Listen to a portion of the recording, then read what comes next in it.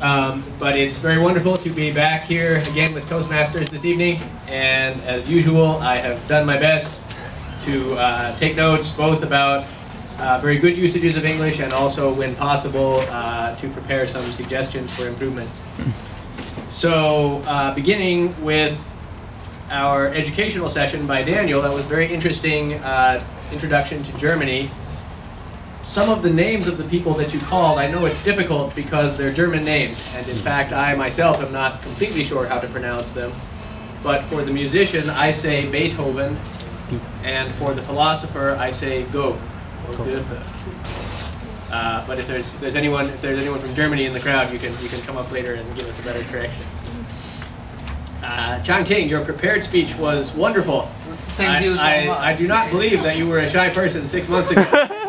But if it's true, then you are a wonderful advertisement for Toastmasters Club. Thank you for sharing with us.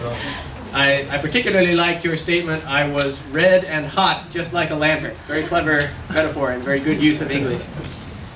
I do have one suggestion for you. There's a particular word in English that I think you can use or introduce in your speech. You said towards the end, bringing shame on me is better than being silent and lonely. There's a phrase in English we say self-deprecating or self-deprecation. Like a self-deprecating sense of humor means that you make humor that makes light of yourself or you're not taking yourself quite so seriously. Politicians or some people that are in public life may have a self-deprecating sense of humor. So you can consider using that word in your speech. But overall, very good. Thank you. You're welcome. And also, Danny, I was very happy when I saw the title of your speech because I have been in Taiwan for 10 years and I have always been wondering what the PTT board, gossiping board, is gossiping about. In fact, I thought that PTT was only a gossiping board. I was not aware that there was any content on PTT that was not gossip.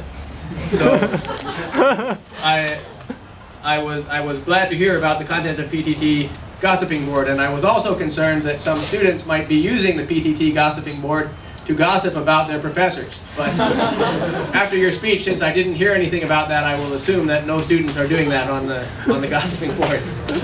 My wife uses PTT, but she won't tell me what she's reading, so I still don't know.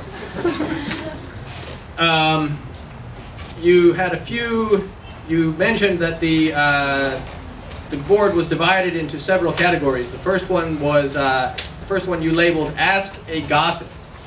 Okay, so gossip is not countable in English, and instead of saying ask a gossip, you might say request gossip, or possibly ask for gossip. And instead of saying expose a gossip, you could say share gossip.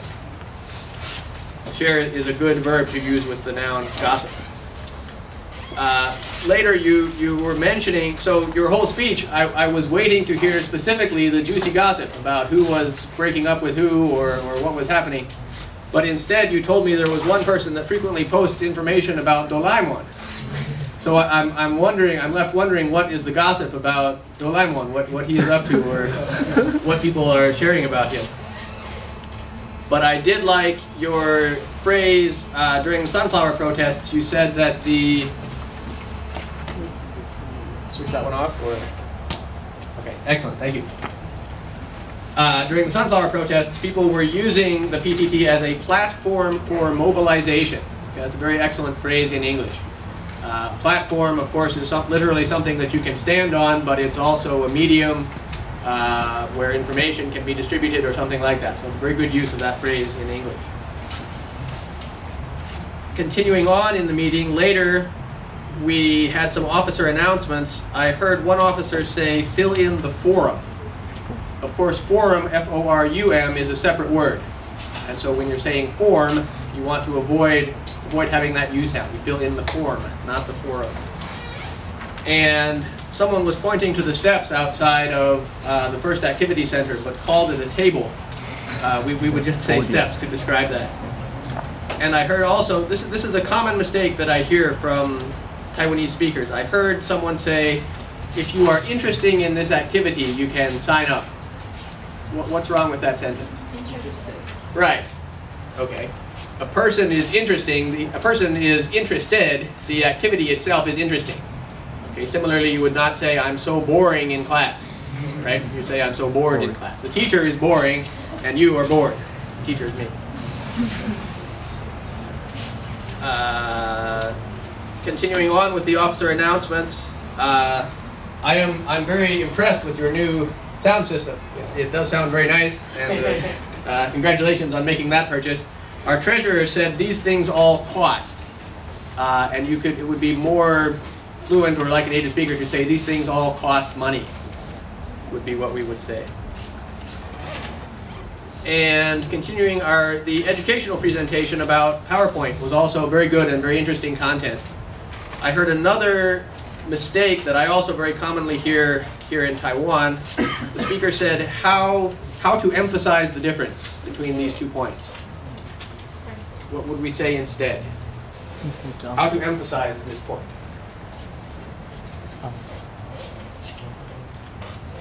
It's difficult to explain because it doesn't make any sense. This is just how we say it. We never ask a question like that. Instead, we would say, how can we emphasize this point? Or how can you emphasize this point? Similarly, we wouldn't say, how to open the door. We would say, how do you open the door? Or how can I open the door? It doesn't really make sense, but that's just what we say. Continuing on, during the table topics session, I heard someone during their table topics speech, at the end of their table topics speech, they said Toastmaster of the evening. I'm being a little bit technical, but the reason that you say that is to you're returning control back to that person. Okay, I'd like to return control to the Toastmaster of the evening. But the person leading the table topics session is not the Toastmaster of the evening, that's these 2 gentlemen over here. And so you would say Session Master when you return control to the person that's leading the session. Okay, lastly, during the introduction of our evaluators, our 2 Toastmasters of the evening, who by the way did a wonderful job. Give these guys a hand. This was an outstanding by our Toastmasters of the evening. But there was a terrible use of the English language that I heard them say. Winnie the Pooh said to his boyfriend, "What do you love about me?" Okay, what should the boyfriend said, "Well, there are some good parts and some bad parts." Okay, that is a terrible use of English. That will get you in a lot of trouble, I can assure you. What should the boyfriend have said instead? Very simple. No, that's what you should not say. What? Say it's only good parts? Yes. I love everything about you. That is the only answer to that question, I promise you. Right. Okay, that's my comments for this evening. Thank you all for your attention, and I will return control to our Toastmasters of the evening.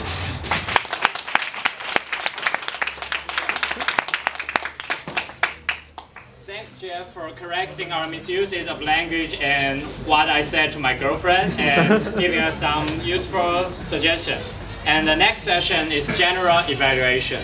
In general evaluation, the general evaluator will focus on the process of a meeting. For example, as TMEs are supposed to shake hands with every speaker and hand the microphone to them. But if we TMEs, we just finish our lives and get away and don't care about the speakers, this is something we should not do. And she or he will tell us about this. And our general evaluator, who has given us many useful suggestions and great examples in the previous examples, has been also kind to us. Let's welcome Jeff's wife, Joanne.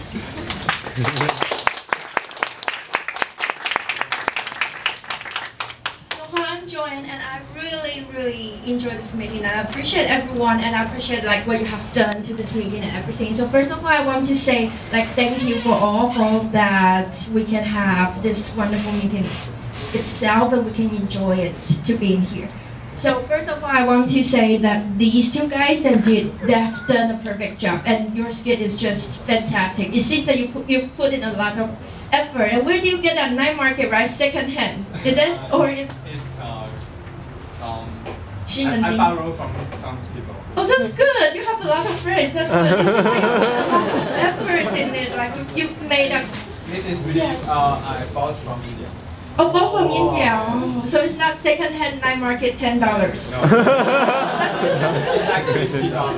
Oh, it's much better, but Yeah. this is just wonderful. You spend a lot of effort, putting a lot of heart in it, and you see how organized these people are. They just be very patient and focused in their job. I mean, this is no fun. I hate to sit there and then count how many R's that people are speaking or that people pronounce. This is just so bored, so boring. The job is so boring, as he said. I mean, carefully, but like you are counting the time and you're counting the vote, and it's just fantastic. I mean, thank you to all of you, and it owes to you and the leader of the club and everyone. So I want to say give you a hand, but this seems a little bit old school.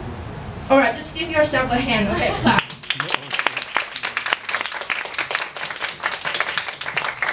Speaking of this meeting, I do have something that if it's me, maybe I would do this, maybe I would do this. So if it's me, so just take this as, keep this in your mind. If it's me, I would do this. So there are two things in the speech. So in the speech, we have to rouse up the topic and then give it an ending within 5 to 7 minutes. So within this short time, you need to be able to catch the attention of your audience, and you want to make sure that they don't look at their cell phone. I mean, look at their cell phone is a really common thing, but how do you try to catch their attention to avoid that? So there are two parts of things. Things you can prepare and things you can prepare. All right, so like us, we're not native speakers, so things we can prepare like, fluency, like language, like the impromptu thing, like the immediate thing, like right now what I'm talking to you. This is, I can't prepare, I just can't avoid any problem if I do speak, if I do happen. So forget about this, okay? Put this away. So let's focus things we can prepare. What are the things we can prepare? The PowerPoint. So I think a responsible speaker, the PowerPoint, at least the English, should be proofread. Like you can ask somebody, you can ask your friend, you can ask your teacher, you can ask whatever that is, because that is not a lot. 5 to 7 minutes, maybe. How many slides? 10 slides. And so I think at least the English on the PowerPoint should be accurate, the first thing. The second thing is that I think, in my opinion, like, who's the guy's name? I'm sorry. Anyway, there's a guy's name that introduced how to use PowerPoint, an expert.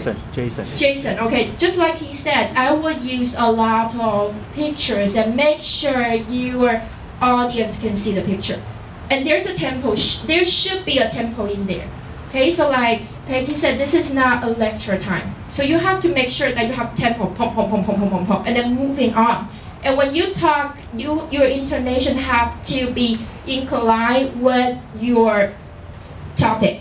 So these are the things you can prepare, and you can prepare down to the slides, that how many sentences you want to be put into this slide. And then don't tell me this is difficult. Come on, this is easy. I mean, you're NTU students, and you put in so much effort. You need to put the right effort in the right place, okay? So 10 slides, how difficult can it be? This slide, I plan to speak 5 sentences. Okay, so these 5 sentences, you may need to type it down because we are not native speakers. So at first, I may need to type it down and then ask somebody to proofread it. If there's some usage that is just not native-like, then we may need to modify it. This is learning chance. This is not a chance to show like how good my English is. I'm just trying my best to prepare a wonderful speech. Okay, so I proofread them and I highlight the points that I want to talk. So when I talk, when I speaking of something, just like you're singing, okay, you want to focus that thing, you have to focus it, right? Or otherwise your audience will fall asleep. So incline with the point, your speech, like, I'm sorry, I don't have any examples, but because I'm a math teacher and I teach math all the time, I teach high school math. So the only thing I can show you is that when I present my concept, for example, algebra, y equals to x minus 1.